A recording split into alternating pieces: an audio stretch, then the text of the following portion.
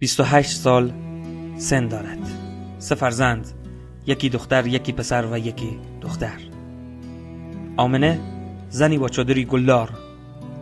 2 ماه است که شبها به یک مهمانی عجیب و غریب می رود. مهمانی به آغوش قبر.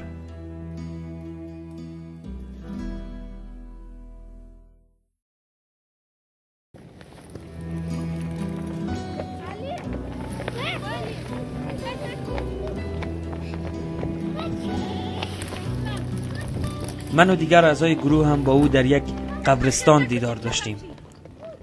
زنی که قیافش اصلاً به سنش نمیخورد. 3 فرزند دارد به نامهای فاطمه، علی و رحیمه.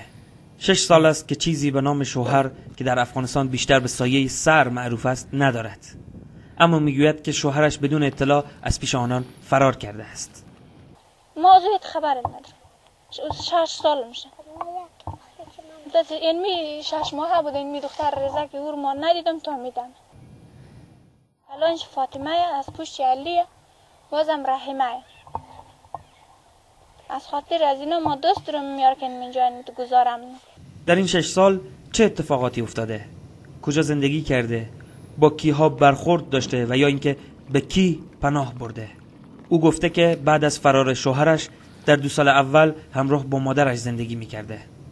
مادرش رو خیلی دوست داشت. با همان نان بخور و نمیری که در می آوردند یک زندگی پر از هیاهو و شادمانی داشتند. اما همچنان چشمان آمنه به سمت در بود تا همان سایه سر برگردد. مادرش بعد از آن 2 سال رفت و دیگر برنگشت. به گفته آمنه مادرش پیش خدا رفته.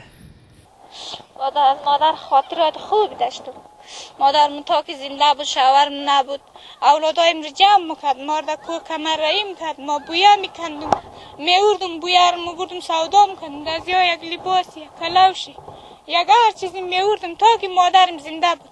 بعد از مادر خو ما هیچ خیر ندیدم. این میبودن می کوچه خیابان بود. مادرم که بیبی بود بیچاره نماز میخوان یک تقسیمیش یک چیز میورد که اولادای از من میشتن. اولادای از اینا مدتی که 2 سال شدم مادرم از دنیا رفتم و این میتر بدبخت شده. خیر دوش نمونم. ما رفتم از کو بویا میکندم، خوار میکندم، اونو میبردم در بازار سودا میکندم، خرزه و دایخ میوردم. خیلی خاطراتای بد داشتم. تا که مادرم زنده بودم خوب بود. از مادر پاس ما دیگه هیچ خیر ندید. حالا در این 4 سال دیگر از 6 سال بی خانمانیش در کجا بوده؟ آمنه میگوید که بعد از فوت مادرش رهسپار کوچه ها، خیابان ها و خانه های مخروبه و بی در و دیوار شده و در این مدت سختی های زیادی را کشیده است. جنس سختی های او شبیه حمله مردان با چاقو، شبیه بی احترامی، شبیه گرسنگی، شبیه دوری فرزندانش از درس و شبیه اتهام دزدی بوده است. این زن با دشواری‌های هر شب و هر روز چهره‌ای به مراتب پیرتر از سن خود را پیدا کرد. وقتی که به هر کسی میگفت من 28 سال سن دارم، او را به دروغگویی متهم می‌کردند. مردم نمی‌دانستند که واحد شمارش سالهای زندگی او روزگار سیاهش است و نه گذر فصل‌های طبیعت. مدت 1.5 سال میشه که دمی اراد آمدم. همه در شهر ارادم همه تا خیابانا بودم. یک دانه به اسم محمد علی زمور در مو کمک شد. مور بردک در چیز در خانه خو. یک دانه مادر داشت. گفت مادرم جمع کرد ما شما نان میدیم. ما مادرش جمع کردیم اونجا بودی تا یک مدت در اونجا خانه زو بودی. از اون مور آوردک در اینجا در چیز در اینجا سرپرستا خیریه بود دیگه. اونجا آوردک یک مدت دیگه در اونجا بودی. یک مدت دیگه در اونجا بودی. از اونجا زنا گفته که یه چیز کده. یه شوی داره یه نزو فامیل داره یه شوی داره مور از اون بیرون کده چی. از وقت همه اونجا در دیوالای گیلی و ایرانه است در داخل از اون خیلی وقت اونجا بودی. از اونجا یک چند نمزه بچه ها پیداش نمون چاقو گرفته دوی سوچه گرفته سر ما که از این دیگه اینجا ما شروعش نکنی که تو اینجا شو بشی. 2-3 شب دیگر در زیارت بودیم مدمزه تکیه ابوالفضل زیارت بودیم اونجا که برش دادی. از وقت ما اینجا از داخل از داخل همزو ده برشتی که بچه ها ما رو میزدن. آرزوی یک مادر برای فرزندانش چه میتواند باشد؟ فرزندانی که در گستره این دنیا تنها او را دارند. آرزوی من یک اولادایم یک کمنان خوب بخوره، یک سرجانش تشنه، یک جایی باشه که پایم جا دراز کد تشنه، یک مقص خانه از خود خدشتشم که میام اینجا باشم لیش. او روزه که ما فکر کردم کلان شنه مگم شاید خوب شنه، تا کلان جا میر ما خود خواهیب شنه ما اینا رو جمع کنم، بعد کلان شد دیگه اوشی خودش خود شاید جمع کنه، شاید خودش بلای خیلی چی شنه دیگه گرفتار دم خود میشه یا لیک ریزه دیگه نمیقیمنده. امیدی که ما اشتم همیا در ازگیگی همه بدبختی شده کلانی خدا بیدنه که یا چیزایی بگیم نه همیا کلان نه خیرخ نمیگیم نه. اما همه فراز و نشیب‌های زندگی او یک سو و این 2 ماه اخیر یک سوی دیگر. 2 ماه به معنای 60 روز. 60 روز مهمانی در قبر، 60 روز چشم براهی برای پیدا کردن نان و آب، 60 روز دیدن غریبی 3 نگاه معصوم، 60 روز آرزوی مردن، 60 روز آرزوی بیدار نشدن و 60 روز آشتی با مرگ. مطمئناً هیچ کسی نمیتواند تصور این را بکند که یک شب، حتی یک شب در یک قبر بخوابد، چه برسد که این قبر آخرین پناهگاه دنیویش باشد. فاطمه یگانه فرزند او است که به مکتب باید برود، اما چرا نمی رود؟ بس شایخ یک دفعه 2-3 جای شامل کردم اما کرایه خانه نداشتم، خرج از نار نداشتم، خرج مکتب نداشتم. این میاین 2-3 جای شامل کده این نامشیه در کوری ملی هست، در می شرک به سرفرستا هست، یک شرک دیگه مگه هست.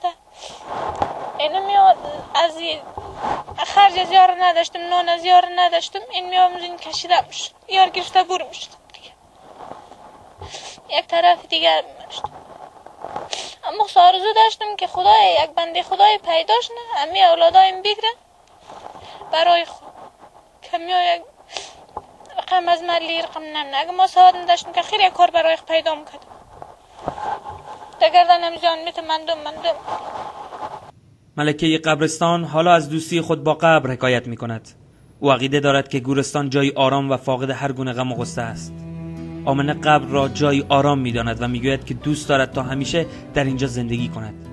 اما آیا فرزندان او هم به همین عقیده هستند؟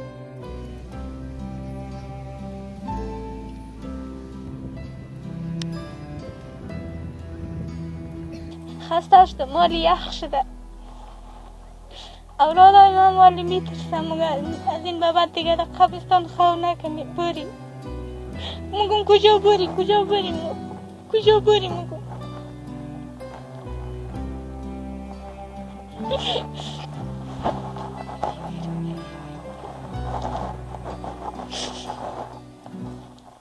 از او پرسیدم اگر روزی شوهر خود را ببینی به او چه میگویی؟ آیا میخواهی تا دوباره برگردد؟ مکث آمنه بیشتر از پاسخش جوابم را داد. اگر او ببینم اون حالت در تو امو چیه سرا روش کده تو فقط هم یک دم خود گرفته بده. انا قلم اما یاد نمیکنی اما اولادای خیلی یاد میکنی که همی شما کجایید؟ از حق خداوند یاد میکنی که همی کجایید؟ از کس دیگه هم که میشنیدی که تو میزند چه حالت داره، اولادای چه حالت داره، در کجا هست در کجا نیه، اما چیز مخره نمخره، اما خبر داره از ما که ما زندگی نداشتیم، اما کجایه ما مجا یک اول بیدرم.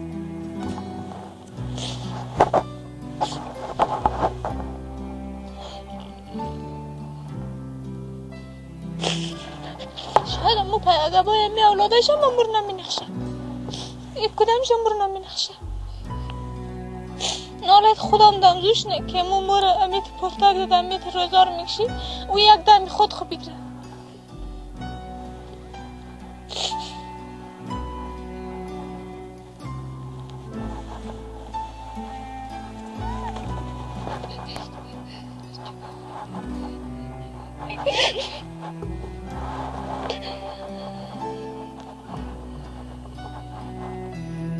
به او گفتم از خدا چه میخواهی؟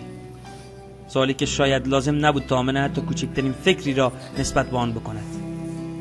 شاید که سال هاست آماده جواب دادن به این سوال بوده است. بگم خدا تو خیر مردم پیشه کن، از روی همه مردم خیر میری، اولادای از مرا پیشه کن. خدای من یا روزی بدی یا مرگ بدی، تو دیگه یسیر نه لازم زیاد. هم مرگ پیش داستان ای مرگ بدیم همین مرگم که ما سو طلب درم یک روزی علالم خدای تو مور مرگ بدیم. خدای از یکی که تو اسیر منیم و کشنه ممنیم، خدای تو یا خیر مردم پیشک، از روی همه مردم خیر اولادای از مرگ پیشک و اگه خیر از مور پیشک نمونی بوکش، همین کشتم که پیش داستان.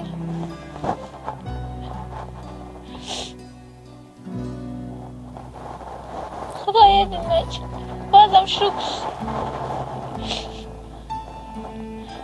مرد اگر 4 بلا ندیده، بازم شکر. حرفهای زیادی را از آمنه شنیدیم، اما نمیدانستیم تا در رابطه با زندگی او به سراغ چه کسی برویم. واقعا چه کسی میتواند به این چنین زندگی ها کمکی بکند؟ وقتی که از آن قبرستان دور می شدیم تنها به این فکر می کردیم که چقدر غذاهایی که در روز جهانی محو خشونت علیه زنان در هرات آماده شده بود خوشمزه بود. چه سالن مجللی و چه عظمت گفتار در رابطه با زنان.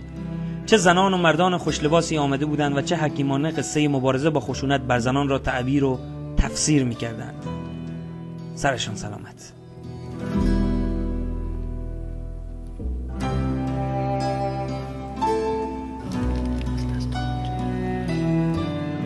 آی آدم ها که بر ساحل نشسته شاد و خندانید،